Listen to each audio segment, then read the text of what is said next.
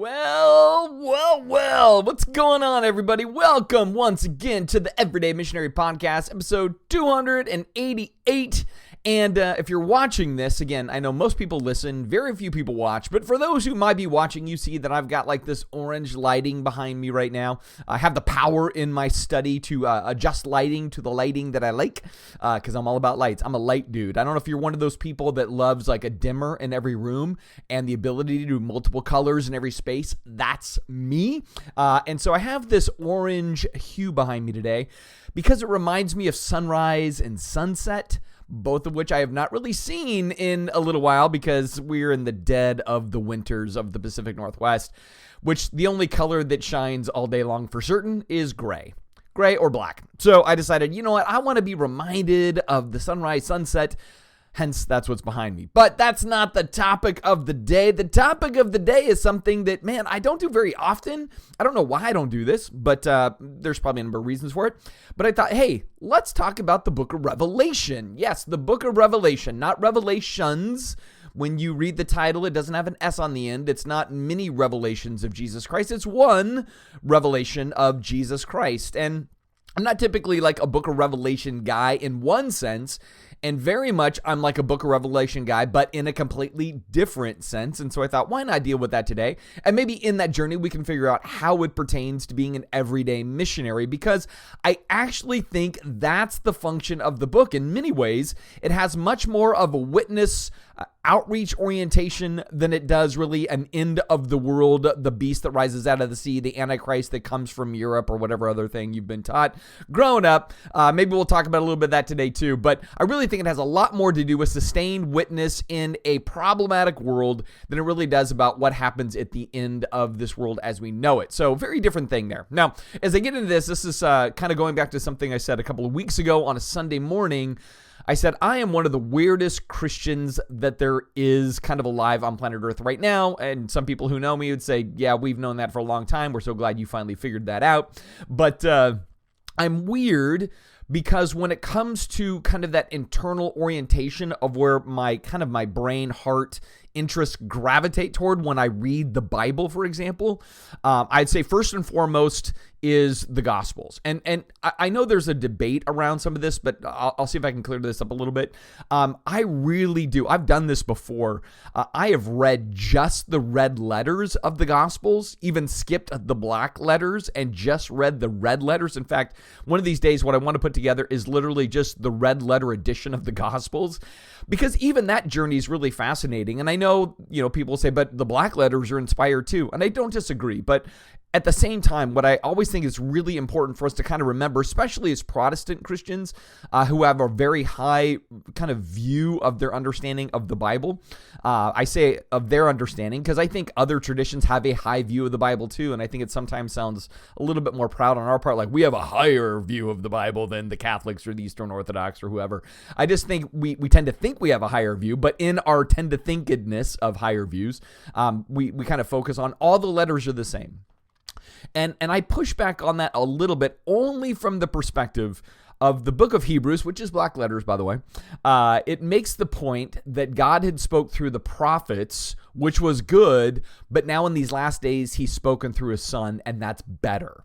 And I think if you were looking at the entirety of the Bible, it should be the idea that, hey, the fact that God verbally came and spoke, those things should get the bulk of our attention first, and then everything flows out of that. In other words, the red letters are the driver of the story. The black letters are commentary on the red letters, both in the gospel accounts and coming out of that into the New Testament, before that in the Old Testament, or Hebrew scriptures, Christian scriptures. I prefer that labeling a little bit more, but I know it's more common to call it old and new. But those red letters are profound. In fact, recently I was just speaking on Deuteronomy, and I was talking about the Ten Commandments, and that is the only place in all of history that is recorded where we see the actual finger of God wrote the text, so to speak. So etches it into stone. Those are the Decalogue, the 10 Commandments. That's the only time God ever writes. Every other time he's doing it by proxy. Somebody else is doing the writing. The next closest approximation to that is the gospel accounts, where somebody else is writing, but they're recording God's words being verbally spoken out loud. Hence Matthew, Mark, Luke, and John, in some way, either because they were eyewitness to, or because they investigated eyewitnesses who were there, and then they recorded what the eyewitness accounts were. That's kind of the secondary time in which God is bringing actual letters and formation of words to bear in the human context. And then after that, it's the Holy Spirit guiding, working, inspiring people to write the black letters from there. I know that's a long-winded way of just saying, you know what, for me, I go, the Gospels are the mountain peak of God's revelation to people. And I think that means that is the first priority. What we see in Jesus, what we hear from Jesus, what is displayed in Jesus becomes very much the gravity that we want to then be drawn into and live abundantly out of that, because that's exactly what he came to do, to give us a model of how to live, how to talk, act, react, do all that stuff, how to give ourselves away for the betterment of the flourishing of the world, which again goes all the way back to God's agenda. He wants to bless every family. He wants all the nations of the earth to be blessed, every family of the earth to be blessed, every family to be touched by who he is and the person of Jesus. That's why we should be really, really invested into those red letters. Those should saturate our lives, and we realize the black letters are commentary on the red letters. That's just a way of looking at the interpretive task, right? Other people might look at it a little bit differently and they just flatten the whole thing. I get that. I'm a Protestant. I understand how it happens. But for me, I kind of go like, man, that's the pinnacle. The black letters are still of God, still inspired, but they're commentary on the red letters in some capacity, right? So kind of got that. So for me, then I go, the Gospels are my first launching point. That's the place I'm most drawn. Next, however, is rolling backward. In other words, I don't go and then Acts and the epistles and everything else. The next favorite batch for me goes back into the Hebrew scriptures. Ecclesiastes is my number one favorite in the Hebrew Testament, because it's a dude that's being very honest. Like, he has all the wisdom of the world. Proverbs is very much a pie in the sky. If the world was a perfect place, then you do this, it'll always be good. You do this, it'll always be bad. Almost like it's formulaic, right? So it's idealized formula. But then later Ecclesiastes rolls in and says, but listen, we know that idealism does not really play out like you would think. Here's how life really is. The people who do what Proverbs says, like if you do this, you'll be blessed. He goes, those people sometimes just get punched in the face. And then the ones that it's supposed to be they're cursed, they end up becoming rich and powerful, successful, and well-known. And he's like, it's just not fair, right? So I don't know what to do with that. Matter of fact, I love what one rabbi said about kind of understanding God in the Hebrew scriptures, that they said God is random. They're just like, you just never know. Like, God has these principles and programs and plans in place, and you go like, then if I do the formula, it's always going to pay off. And they're like, God is random on that. We don't know what to do with all of that. God is good, God is kind, but God is not predictable. Therefore, formulas don't always work. Hence why I love Ecclesiastes. After that, I would say I really dig the first 5 books, the Torah of Moses. And I think because in there, you see the cycles of life, right? What you ultimately get out of that is cycle. And then the rest of the Hebrew scriptures just demonstrates that cycle. So you get the foundations of human nature and human brokenness and messiness. And it's just a wash, rinse, repeat model, right? So God has the best. We don't always pursue the best over and over and over again. And then the rest of the Hebrew scriptures just play that out, and how life can grow to a place of deep decay because we're not actually pursuing what God's best is, because as humans, we're just not good at that, right? So then there's that. And then after all of that, then I bounce back into the Christian scriptures. And I think for me, just again in the confession phase, because why not do it that way? I would say I'm would be Acts, and then I would say it would be Peter and John and Jude and James, their letters, then Hebrews, and then last is Paul for me. I dig Paul, but I would say that's the tail end of like my drawn to go-to favorites is Paul's stuff. Now, again, I'm not saying the Holy Spirit didn't do all of this and all of these people. That's not my point. I'm just saying when it comes to kind of like the flavors of the Bible, that's kind of the order of flavors for me. But that was a long-winded way to get to Revelation, because I'm not sure who to kind of peg as the author of Revelation. I mean, we know it's John. Which John, we don't know. That's a big hanging chad if you go back to the history of life in America. That's a big hanging chad for me. I'm not sure which John wrote it. But one of the reasons I uniquely like Revelation is because if you read it with kind of a scholarly mindset, not with kind of like a fortune teller, crystal ball, newspaper in one hand, Bible in the other hand, how is this playing out today? But you actually read it with a literary eye, you will discover very fast that it is a deeply Hebrew Testament-laden image work.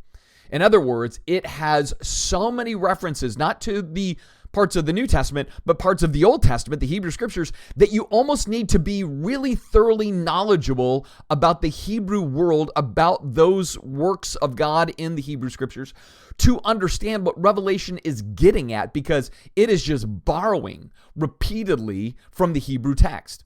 And so if we don't do that and we're just kind of like, what's the future foretold here in you, great work of God, we miss that actually it is kind of doing commentary to the Hebrew people based on Hebrew scriptures, and in some ways about Hebrew problems. But in that, then, it shows, again, that cyclical model of what's going on. And that's one of the ways we then read Revelation. We don't read it linear. We really shouldn't, at least. We should read it as a series of cycles, or you might even say it kind of telescopes out a little bit, where there's overlap between the different sections. They kind of drop back, go forward, drop back, go forward. And if you took that and then put it in a loop, you have a back forth looping model that is the overall literary structure of that particular work. And so while there's all kinds of imageries and all kinds of referent to the Hebrew Testament, while there's all sorts of things as far as numbers and measurements and things like that, and you're like, what is all of this about?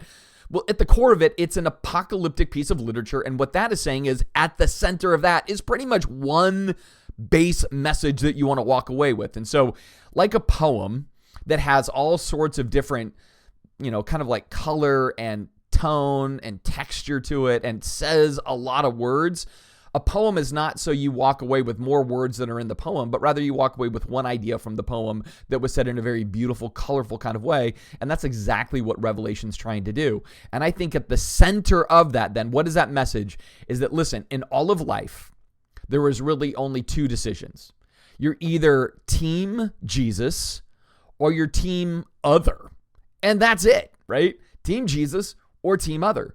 Or as I think it was Scott McKnight in his work on Revelation, he says it's either being a member of Team Dragon or Team Lamb, right? Those are some of the images there in the book of Revelation. And so in that's kind of the dividing line. Are you going to do things as the Lamb does those things? Or are you going to do things as the dragon does things? Because what Revelation's getting into is that's always been the battle.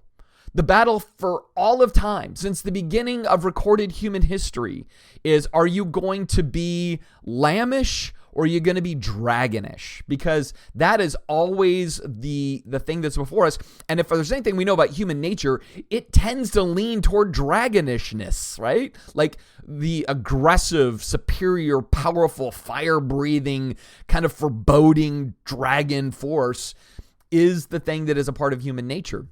And we see it in the world all the time, every day. We see it in the nations of the world all the time, every day. Everybody's jockeying for their position. Everybody wants power. Everybody wants to expand their power. Everybody doesn't want to be in the position of weakness or folly or meekness or mourning or grieving or poverty. So they go to this really high level of, I want strength, I want security, I want power, I want might.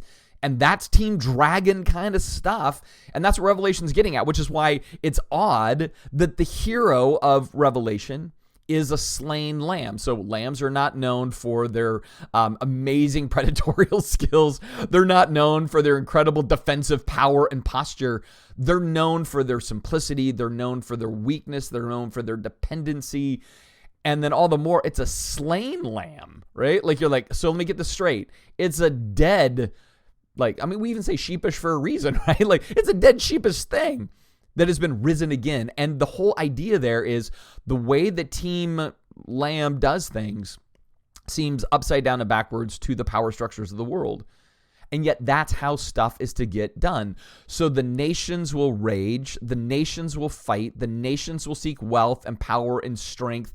The nations will raise up their gladiator leaders, their gladiator politicians who are going to enter into the arena so they can defeat the foes. And it's all about dragon versus dragon super battles all the time. And then Revelation says, but the people of God are meant to live like the Lamb. The people of God are meant to think like the Lamb and make a difference in the world like the Lamb, who doesn't use power and prestige and might and those things, does it very different. And that then, my friends, is why I'm drawn back to the red letters. To go, if Revelation says be like the Lamb because you're playing for Team Lamb, then we need to go back and look at what Team Lamb is all about, and you go back and look at the Lamb. Right? And I think that is kind of the value for me today in saying, why is Revelation important? It forces us to go back into the Gospels. It forces us to kind of think through, what was Jesus' strategy? What was the game plan? Like, how did he go about stuff? And one of the things I love about the ministry of Jesus is it reminds me of just how in this world the gospel message really is. This is kind of one of those things that's kind of dear to my heart. And I think sometimes in our evangelical spaces, we lose it because we were all kind of reared on the idea of it's about heaven and hell.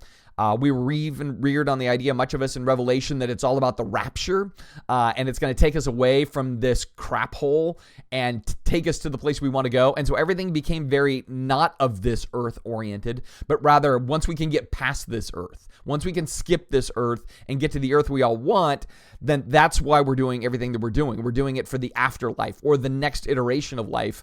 And yet what I see in the Gospels of Jesus is he's like, no, I'm trying to clean up the mess in this life, this world as it is right now. And I think that is still much of our calling, right? This is why in part I'm post-millennial, right? I think things are getting better and better by the advancement of how the gospel impacts the world. Even I think I shared this recently in one of my Sunday messages that when you go back and look at the promise to Abraham, Paul says that's the gospel. That the families of the earth will be blessed, that's the gospel. So the gospel isn't simply about my soul getting out of hell, going to heaven because Jesus died and rose on the cross. That's that's the mechanism of transformation. But then the purpose of transformation is investment, right? To do the very thing that Jesus is wanting to do, which is restore this world, heal this world, bring flourishing to this world, which says this is why we need to be engaged in all the different layers of our society as followers of Jesus, playing Team Lamb with the disposition of Team Lamb, because that is an opportunity for us to then display, here's how Jesus really does matter to everyday life. This is why I say life is better with Jesus, because Jesus wants to make life better for people. And I know some people go, that sounds trivial or trite, or don't you see the suffering and persecution? Yes, I do. And even in that, when we do it like Team Lamb, that makes life better. It makes life better. I mean, this is why I do think sometimes we forget that persecution has actually always been one of the great primers to kind of like revival movements, right? Where it's like when people who hate the Lamb are hating on those who follow the Lamb, and those people are loving those who hate the Lamb and his followers, that transforms them into Lamb followers who love the Lamb. Hopefully you tracked with all of that, right? But in other words, they see something that is undeniable. They see the calm, love, kindness, and compassion of the lamb-like people in the face of dragon aggression. And they say, that's compelling. See, because I think that's the stuff that we as everyday missionaries want to start tapping into more, that where we are most compelling is not advancing sexual ethic, is not in making sure we have super airtight theology, is not in making sure we're really good at attendance at church and reading our Bibles and, those kinds of things. Those are awesome things. I'm not slighting those for a second, but I go, that's not the stuff that people go, wow, that's different. They go, well, that's what religion does. But when we do these above and beyond things that are very lamb-like in a dragon world, then people go, that must be real, because you can't fake that. Like, you can't fake loving an enemy. You can't fake turning the other cheek. You can't fake showing compassion to somebody who wants to bring demise to you. So it's really when we lean into lambishness and get taken advantage of in that lambishness, that then people that are Team Dragon go, wow, Team Dragon gets stuff done by power. These guys are getting stuff done by humility and by laying themselves down, by giving up their lives, which is the very center of discipleship, Jesus says. They're doing it that way, and I can't argue with that. See, that's the thing I'm realizing right now. There's plenty of fodder to be argued with. I was just reading the latest Gallup poll yesterday that says pastors have dropped even more in their trustworthiness in the United States, kind of ethos of things. And it's because there's, again, monetary scandals, sexual scandals, power scandals, abuse scandals, all of this. And I know that's not the average church, average pastor, but it's a sample size of things.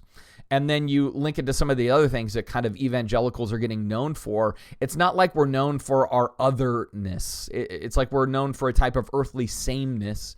And this is why I think it's even more imperative that we lean into the lambish things, which is what Revelation's all about. Because its point is the cycles of life, it's always going to be power besting power and might besting might. And everybody does it and everybody can do it. And you can succeed at it, provided you're just thuggish enough and you get the right thugs to be thugs for you. But that's the problem. Another thug will eventually rise up, pound the thug that was the one before them. And Jesus is like, and that's not how we get business done, man. It's just not how we get business done. We do it in this spirit of the Sermon on the Mount and the Sermon on the Plain. And as we do that with faith, hope, and love as the driving agents behind all of that. Faith that says, you know what, I really believe this way is the right way. Hope that it will actually change the world as we do it. And all of that is rooted in love, because the way I really show I love God is I love others in the name of God. I love others the way God has told me to love others. I love them whether they love me or not. And the more I do that, the more I'm showing him, I trust your way. I trust your system. I trust the roadmap you've given. I trust this upside down, backwards approach where I'm not going to use the stuff of the world and the things of Team Dragon to get the world to be what I want it to be, but rather I'm going to lean into this really dumb, almost counterintuitive, super backward idea of team slaying lamb is the road to life. A slain lamb is the road to life. And if I lean into that life, then life is better, not just for me because I'm doing it the way he wants me to do it, but life is better for those around me, because I'm being like Jesus to them. And even if they're not wanting to receive Jesus as I'm trying to be Jesus to them, I still get to be Jesus to them, and they can see him testified to in that way. So it all just comes back to being like Jesus, thinking like Jesus, kind of like approaching every day, saying, how would Jesus approach this day? Right? When you go to the grocery store and there's a problem, how would Jesus respond to the problem? If you're in your car and somebody cuts you off, how would Jesus respond to that cutoff? If you're in your job space and there is a difficult manager or a difficult coworker or whatever, and you're having to deal with that, how would Jesus have you deal with that? Right? It's just letting Jesus be the markers, not our politics be the markers, not our American dream be the markers, not, hey, that I have rights and privileges and da-da-da-da-da. Like all that stuff is not the lamb-like way. The lamb-like way is a different kind of way. And I think that's what the world is desperate to see. I think they want to see that there's real power behind this thing, and that power is never unlocked unless we lean into Team Lamb. 100% all the way, right? Saying, I don't want to do stuff like the dragon, because that's going to be the thing that we're all drawn to. I mean, because part of what Team Dragon is just the American spirit, the American attitude. It's also the Russian spirit and the Russian attitude. And it's also the Israeli spirit and Israeli attitude. And it's also the Palestinian spirit and Palestinian attitude. In other words, anytime it isn't doing it like Jesus is just Team Dragon. It's just Team Dragon every time, right? And so while I know there is diverse ways and trying to figure out how to be like Jesus in this world, we still wanted to go out of our way to try to figure that out more, right? Like to say, I don't want to, I don't want to shy away from the tension of that. Like, I think it's hard. I mean, I want to be clear. Like, I push the Sermon on the Mount all the time, but I think it's hard. And I've had people ask me like, well, what if this situation happened? Would you just sit back and let your family be killed or whatever? Like, the hypotheticals, which are understandable. And I go, probably in that time, I don't know if there's probably many things in life where honestly, when I'm put in a pinch, I don't do Jesus's best. If I'm just honest, I think that's probably a lot of us, right? If put in a real pinch, we're not going to do his best. But I don't want it to be like, therefore his best isn't real. I'd rather apply the pressure that says we need to keep figuring out how to try to lean into his best, even when it's uncomfortable, or even if we're going to suffer, or even if we're going to lose or have loss. We got to still try to keep the pressure applied of what it means to be like him more, not, hey, I can excuse away what it means to be like him because you know what? I don't want to go with less, right? It's like, no, we just got to keep that pressure applied. Because I think the only way the cycle of Revelation, which is, again, Lamb versus Dragon, the only way that cycle breaks is when eventually the world is aligned with Team Lamb. Until then, it's always going to be Team Dragon fighting versus the other Team Dragon kind of thing. And we're the only ones who can kind of break the cycle. And we have to break it as a block of human beings. Like, we have to all begin to lean into this more and more and more. And what I kind of see in the American kind of mindset of evangelicalism right now is, I do admit, I think there's leaning, I just see more dragonishness than I see lambishness at times, especially like I was talking about last podcast. 2024 is going to be a political year. And I think we're going to have a lot of negotiating with our faith in our politics in unhealthy ways. Like, we're going to be like, you know what? Hey, listen, I just got to give up these certain things and those certain things, and got to turn a blind eye to this and tamp down that, and kind of lean into my anger, my frustration, my hate, my dislike of the other side to get what I think is a more utopian, dragonish nation, I guess, right? But we got to resist that. I say, all right, how does Jesus do things? How does he want me to do things? Because the more I'm just putting that up as like my VR glasses, right? Or my augmented reality is putting on the kind of the Apple glasses thing, and everything is seen through Team Lamb, everything is seen through the eyes of Jesus, the more I think it's going to shape our decisions. The more we make that a priority, the more I think we're going to lean into that priority and try to be the difference makers. And the more we're trying to be the difference makers, well, then the more we're going to be effective everyday missionaries.